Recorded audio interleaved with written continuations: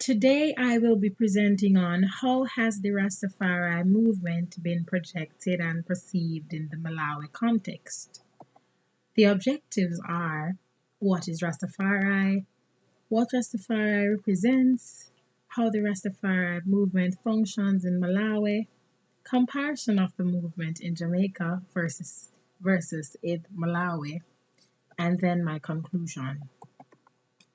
What is Rastafari? This was a movement created in the 1930s promoting self-empowerment for the culturally oppressed lower class people of urban Jamaica. What does Rastafari represent? This movement represents peace, unity, self-reliance, and black supremacy. It was a coping mechanism for the culturally oppressed people of the black diasporas in Jamaica to aid in the liberation from Babylon, the colonial devices, through self-imposed alienation by the clothes they wore, hairstyle, and their speech, referred to as dread talk.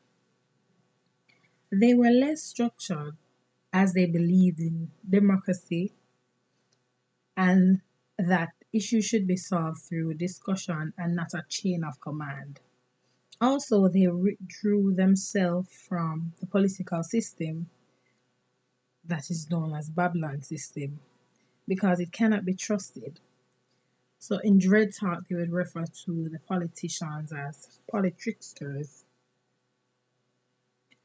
right? So they also showed rebellion through the clothes they wear, their unkept hair, and fighting against Babylon in a more physical aspects than through petitions or stuff like that. So how does the Rastafari movement function in Malawi? Upon speaking with two brethren responsible for the spread of the movement, it is their ambition that Rastafari must be loved and respected in their homeland.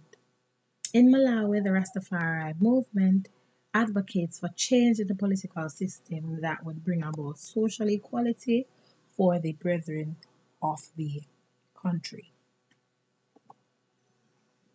Issues that the brethren advocate for through involving in the Malawi political system are: one aspect is for the movement to be recognized as a religion to achieve the same amount of rights as the other religious entities in the country.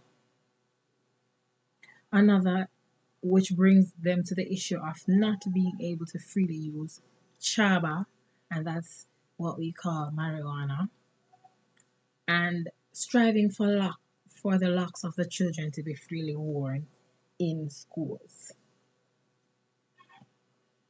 So the individuals that I spoke with, they both seek upward mobility at university level as they gathered from Garvey that power comes through self-reliance.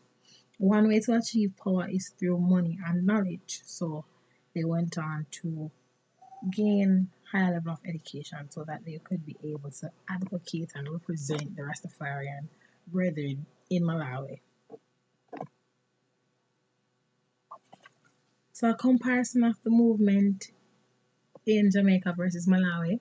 The Rastafarian movement has been one known for flexibility and individuality while having a sense of communalism, according to Barnett.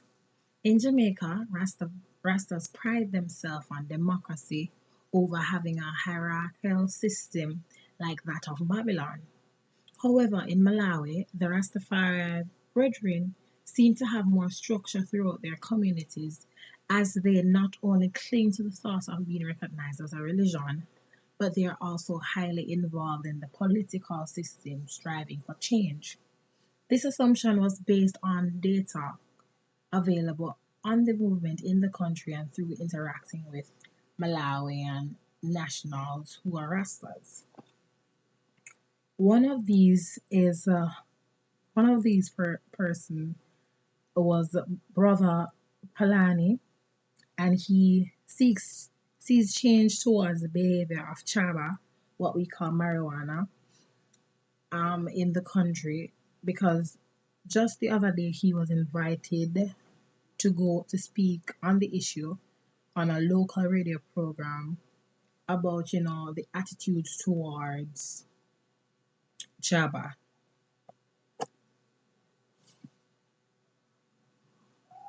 All right, so while in Malawi they take a more structural approach to the movement, in Jamaica you can see that it's more of a spiritual connection through music and lifestyle, and a more of physical, what we call it, rebellion through the wearing of clothes, the singing of the issues in songs, and the way they project themselves in society. So here is a poem that was written in Chichewa, in the Chichewa language, in support of the legalization of Chaba in Malawi. Below is the English translation. So the title of this poem is "This is the Right Plant" by Noel Zacharia. This is the right plant with a special value, not just any other value. This is the right capital, not just any other capital, but big capital. Porridge, milk, porridge, cake, milk. This is the right plant. Almost like the meat, not just another taste, but watering taste more than soya pieces. Forex, biofuel, and cancer medicine. Don't underestimate it. This is the right plant. Friend in need, environmental friendly, environmental friendly. Let's not reduce the truth about this plant to hand rolling. Let's not divert the significance of this plant to Kota. Why do we hide it as if the plant is hidden? Why do we disrespect it as if the plant is disrespectable? Why do we oppress it as if the plant is oppressive? It may be hidden to the dull-minded. It may be disrespectful to the commoner. It may be oppressive to the big-headed oppressor. But we cannot hide it because this plant is not uncommon. We cannot disrespect it because this plant is not disrespectable. We cannot oppress it because this plant is not oppressive. How can it be hidden when it grows everywhere, even inside a building? How can it be disrespectable when it can bring in foreign currency? It's impossible to be oppressive when it can reduce 15 million people from poverty. And this is just a snippet from the poem because it's a longer poem, but the whole poem can be made available if you'd like to see all of it. And finally, my conclusion. So, based on research done by Rastafari adherent Michael Barnett, it would indicate that Rastas don't interface with the political/government system, which is referred to as Babylon, as the system is more structural and Ethiopian, and that's in Jamaica, right? For Rastafari to truly be seen as a counter narrative, then operations should be Afrocentric with no hint of Europeanism. While there is a need for more structure in the movement to have centralization, for it comes with some degree of power recognition, and this is needed for the task that the Rastafari brethren set out to do, which is the spreading of, Jah's teachings. So, if the movement becomes too structural and central, it loses its appeal of individuality that is a well-loved tenet of Rastafari. So with the structure, as in structure is always good, but structure to a level based on what I'm seeing here. For as you can see, the Rastafari movement is based on flexibility and your interpretation of the teachings should guide. But in order to get equality and respect for the brethren worldwide, you need some amount of structure, and that is the direction in which the Malawi brethren seek to go. So are they real Rastas? or can they be considered as living the right Rasta life, even though they're not so physical with their rebellion, but they do petitions and they go through it through the political system?